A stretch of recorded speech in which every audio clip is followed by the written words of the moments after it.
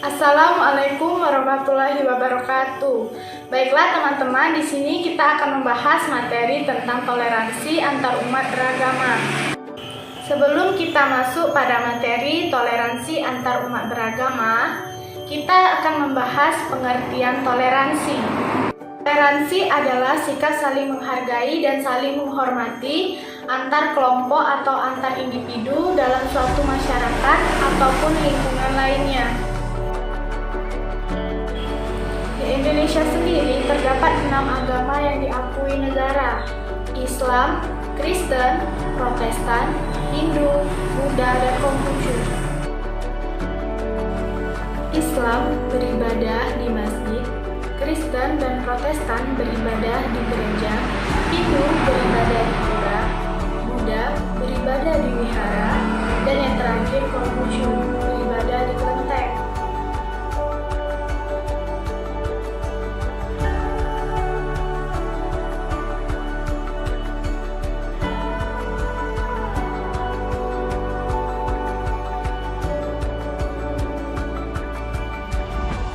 Pada kenyataannya, di Indonesia masih sering terjadi masalah yang berhubungan dengan toleransi antar umat beragama, seperti yang kita lihat pada video berikut ini.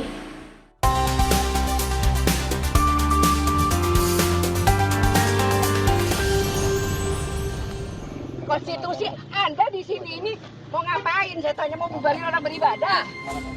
Tindak kekerasan dan intoleransi antar umat beragama di tanah air tiap tahun terus meningkat, bukan hanya di antara elemen masyarakat.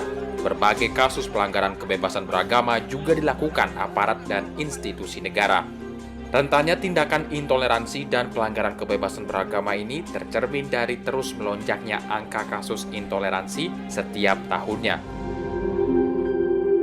Menurut lembaga The Wahid Institute, kasus pelanggaran kebebasan beragama yang terjadi sepanjang 2010 berjumlah 62 kasus.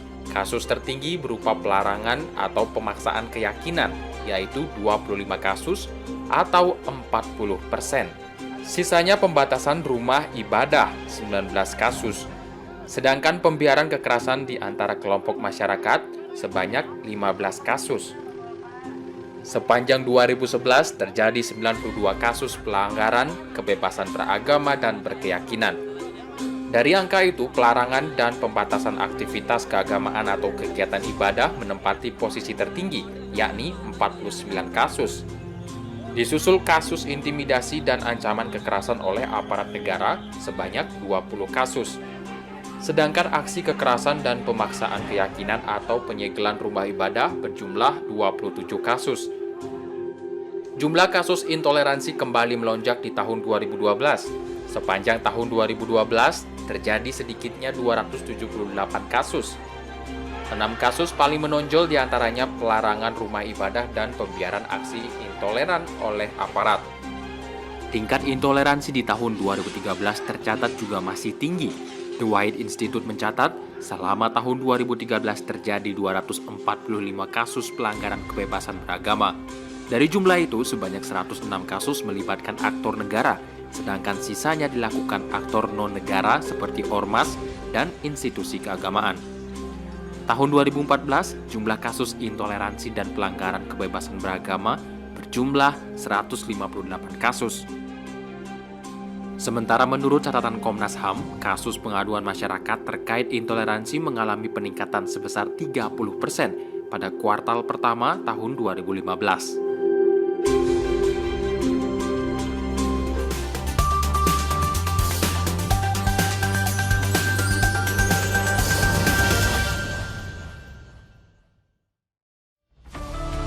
Dari video yang kita tonton tadi, dapat disimpulkan bahwa untuk menjaga kerukunan antar umat beragama, kita harus pertama menjalin hubungan baik antara umat beragama, dan yang kedua menjunjung tinggi sikap toleransi antar umat beragama.